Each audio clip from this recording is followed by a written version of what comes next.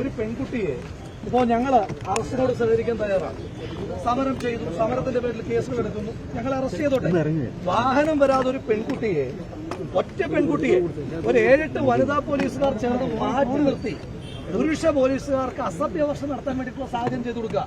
എന്താ പെൺകുട്ടി ചെയ്ത തെറ്റ്? ഇവിടെ 2.5 ലക്ഷം രൂപ ഒരു ബാറിന് ഒരു ദിവസം തുറക്കാൻ ബാർ ഒന്നിന് 2.5 ലക്ഷം രൂപ വീതം കൈക്കൂലി വാങ്ങിയ ഒരുത്തന്റെ നടപടി തെറ്റാണ് എന്ന് പറയുന്ന പെൺകുട്ടി അറസ്റ്റ് ചെയ്യുക. ആ 2.5 ലക്ഷം രൂപ വീതം ബാർ ഒന്നിന് കൈക്കൂലി വാങ്ങി 802 ബാറുകാരുടെ ഇന്ന് കൈക്കൂലി വാങ്ങി ആ മന്ത്രി സുഖവാസത്തിന് വിദേശത്ത് യാത്ര ചെയ്യുക. ആ മന്ത്രി കേരളത്തിൽ വരുമ്പോ എഴുന്നേറ്റ് നിന്ന് അറ്റൻഡൻസ് ആയി സല്യൂട്ട് ചെയ്യുന്ന പോലീസുകാരാണ് സമരം ചെയ്യുന്ന നമ്മുടെ നാട്ടിലെ പൊതുമുതൽ കൊള്ളയടിക്കുന്ന സർക്കാരിനെതിരായി സമരം ചെയ്യുന്ന വനിതാ പ്രവർത്തകരടക്കമുള്ള ആളുകളോട് അസഭ്യവർഷം ചെയ്യുന്നത്. ഇതെവിടുത്തെ ന്യായമാണ്? ഇത് ഏതുതരം നീതിയാണ്?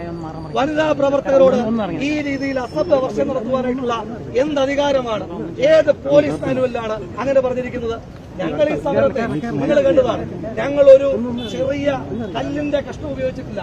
ഞങ്ങൾ ഞങ്ങളുടെ കയ്യിലുള്ള കൊടി പോലും വലിച്ചെറിഞ്ഞിട്ടില്ല. നിങ്ങൾക്കറിയുന്നതല്ലേ മുൻപ് ബാർക്കോഴ വന്നപ്പോ എങ്ങനെ സമരാഭാസമാണ് ഇവിടുത്തെ ഡിവൈഎഫ്ഐക്കാരനും CPM-കാരനും നടത്തിയതെന്ന്. ഞങ്ങളങ്ങനെ ചെയ്യുന്നില്ലല്ലോ. ഇപ്പൊ കേരളത്തിലെ ജനങ്ങൾ മഴക്കെടുതിയിൽ കഷ്ടപ്പെടുകയാണ്. ആ സമയത്ത് അതിന്റെ ഉത്തരവാദിത്ത ബോധത്തോടു കൂടിയിട്ടാണ് ഞങ്ങൾ സമരമായിട്ട് പോകുന്നത്.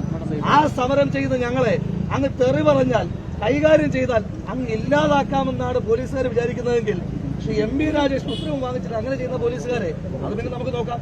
അങ്ങനെ നിങ്ങൾ കൈകാര്യം ചെയ്താൽ തീർന്നതാണോ ഈ പ്രസ്ഥാനം? അങ്ങനെ തീർന്നിട്ടുണ്ടോ? അപ്പൊ അതുകൊണ്ട് അത്തരത്തിലുള്ള വെല്ലുവിളികളൊന്നും വേണ്ട. ഞങ്ങൾ വളരെ മര്യാദയായി, വളരെ മാന്യമായി, വളരെ നിയമം അനുവദിക്കുന്ന തരത്തിലുള്ള സമരങ്ങളുമായി മുന്നോട്ട് പോകുമ്പോൾ ഈ തരത്തിലാണ് ചെയ്യുന്നതെങ്കിൽ മന്ത്രി രാജേഷ് വരട്ടെ. അദ്ദേഹം ഈ അഴിമതി നടത്തിയ മന്ത്രി ഇങ്ങനെ സ്വസ്ഥമായി നടക്കുമോ ഇല്ലയോ എന്ന് ഞങ്ങളൊന്ന് കാണട്ടെ. അന്നേരം ഈ പോലീസ് എന്താ ചെയ്യാൻ പോകുന്നത് ഞങ്ങൾ നോക്കട്ടെ. അതുകൊണ്ട് ഒരു തർക്കവും വേണ്ട. ഈ അഴിമതി നടത്തി ഇങ്ങനെ വിദേശത്ത് ചുറ്റി നടക്കാതെ മന്ത്രിയോട് ലാൻഡ് ചെയ്യാൻ പറ. നിങ്ങൾ ഈ ജില്ലയിലെ മാധ്യമപ്രവർത്തകരല്ലേ, അദ്ദേഹമായിട്ട് അടുപ്പുള്ള ആളല്ലേ? അഴിമതി നടത്തിയ പണവുമായി ഉലകം ചുറ്റി നടക്കാതെ ലാൻഡ് ചെയ്യാൻ പറ. അന്നേരം കാണിച്ച സമരം നടന്നു. നിങ്ങൾ കാണുകയല്ലേ, ഇന്നെന്താ പ്രകോപനം? ഈ സമരത്തിനകത്ത് ഞങ്ങൾ നടത്തിയ പ്രകോപനം എന്താണ്? വളരെ സമാധാനപൂർവമായ സമരമല്ല. ഞാൻ പറഞ്ഞത് ഒരു ചെറിയ കല്ലിന്റെ കഷ്ണമെങ്കിലും ഞങ്ങൾ ഏതെങ്കിലും പോലീസ് ഉദ്യോഗസ്ഥന്മാരെ വലിച്ചെല്ലും. ഒരു കാരണമില്ലാതെ സമരം തുടങ്ങിയപ്പോൾ തൊട്ട് ജലവീനൊക്കെ ആയിക്കോട്ടെ. അത് കഴിഞ്ഞ് അറസ്റ്റ് വലിച്ച് പറിച്ചുകൊണ്ട് പോകുന്നു. ഞങ്ങൾ അറസ്റ്റിനോട് സഹിച്ചല്ലേ?